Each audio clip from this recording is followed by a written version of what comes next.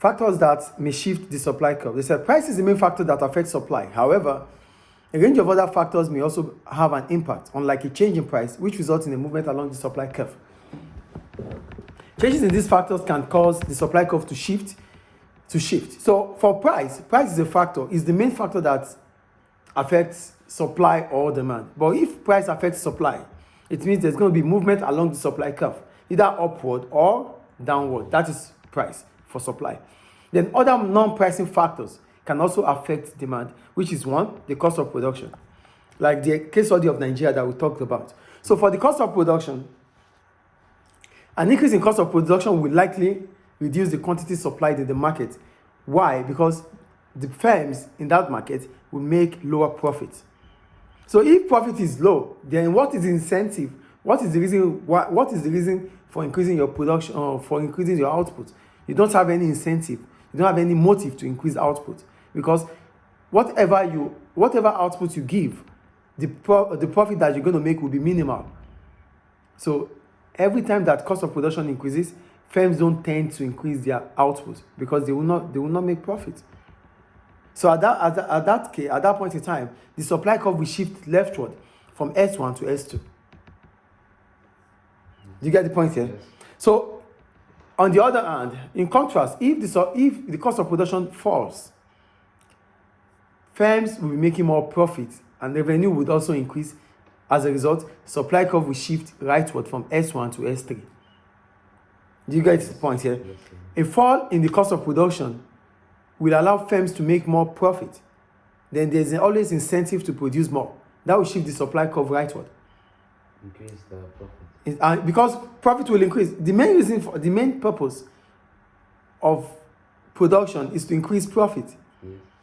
Or to make profit. So if profit is certain, then you would have the incentive to produce more. That is the point there. Is it clear? Yes. So we go to the next one.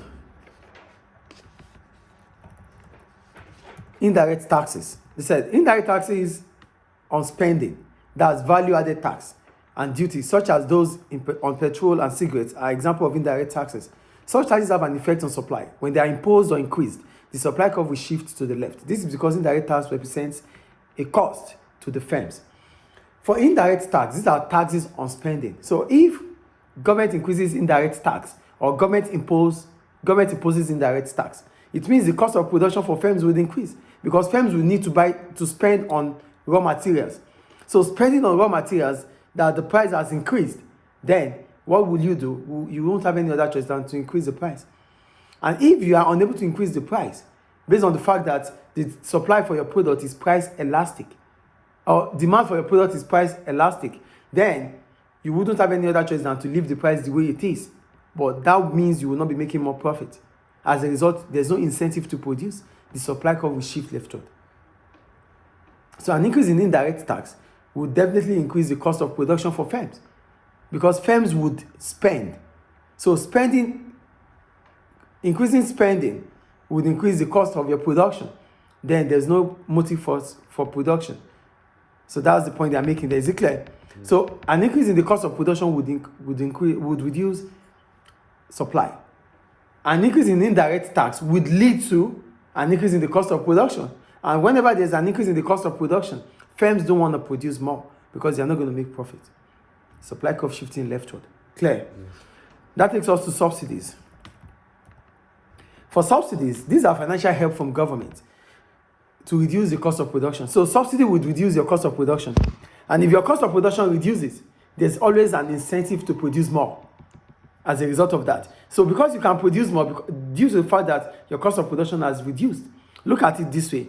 If your cost of production reduces and you are still selling at the same price, you'll be making more profit, yes or no? Yes. So there's a motive for you to increase your output. The supply curve will shift rightward as a result of that, from S1 to S3.